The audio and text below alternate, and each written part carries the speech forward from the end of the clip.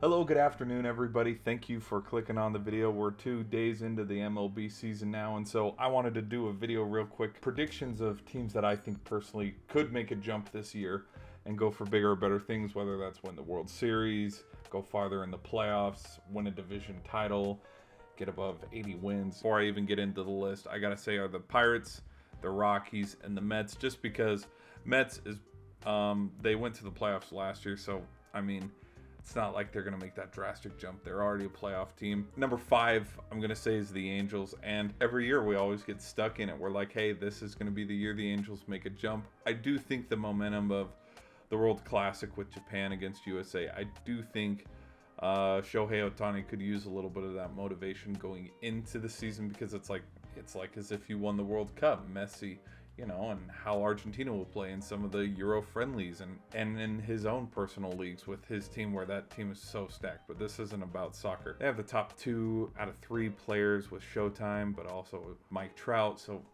this team has the guys that they can do it.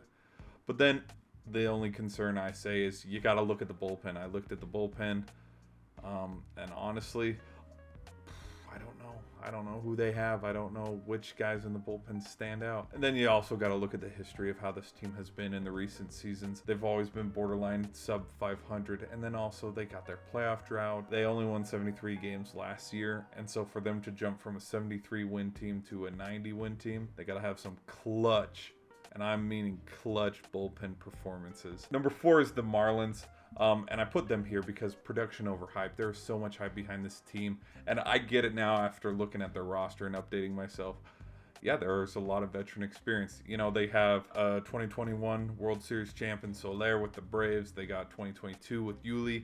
There's some of that veteran experience where it's like, hey, these guys have been in those big games. They've hit the home runs that you need to hit. And then you also got to wonder, too, how good is Smooth Jazz really? Which, that is such a kick-ass name, and that's so cool.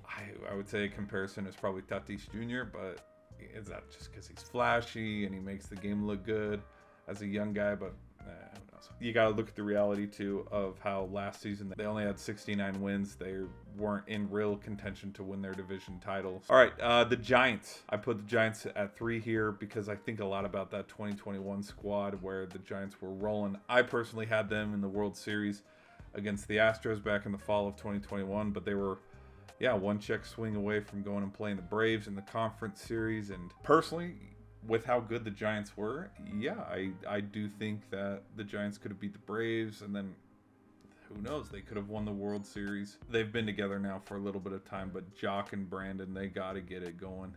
And they got to get this team back on the map again, because in 2021, it was really fun to watch that squad. Along with bullpen concerns, this division is absolutely stacked. They got to deal with the Dodgers every other night. They got to deal with the Padres every other night. So it's like, can this team compete? If they got 3 straight games against the Dodgers, and then they got to go to Mile High, go play the Rockies, go sit in the desert in the middle of July against the Diamondbacks, and then come home and play, you know what I mean? And then come home, play the Yankees, and give up so many home runs against Aaron Judge.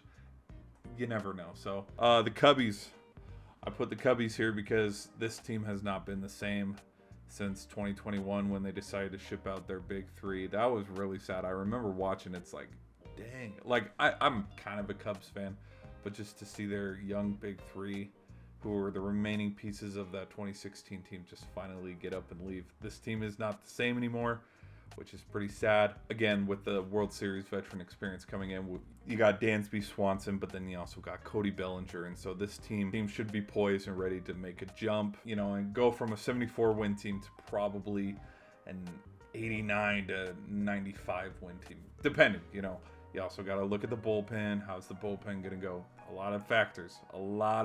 So then my number 1 team, I got to go with the Red Sox. And it's just a feeling, but also because just of how historically good they are. Those teams like the Yankees, the Red Sox, recently now with the Dodgers, the Astros, like these historic franchises in the MLB, they always find a way to get back. If only the Cardinals could start doing that. I think a big thing, and I wanted to make it just a highlight of this player individually, but the Dodgers and how the Dodgers have come over. There's Kike Hernandez, who's already been there. There's Justin Turner that just got traded there. Kenley Jansen, who recently, from what I remember, he was on the Atlanta Braves.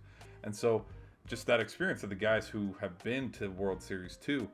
Like, it's impressive. And also, in the fall of 2021, these guys played in the ALCS against the Astros. So they were close. And, you know, maybe with these additional key pieces, that could be what pushes them over the edge, even though the Astros are definitely favored in the AL. Yeah, with sure luck and dumb faith, I'm saying that, yeah, my early pick for, like, a dark horse, hey, this is who I think is going to win it. I'd say the Red Sox win the World Series. Poised to make a big splash this season. Who knows?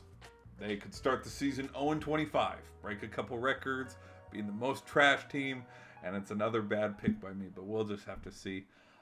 Thanks for listening to me ramble this long. I'll try to catch you in the next video. Peace.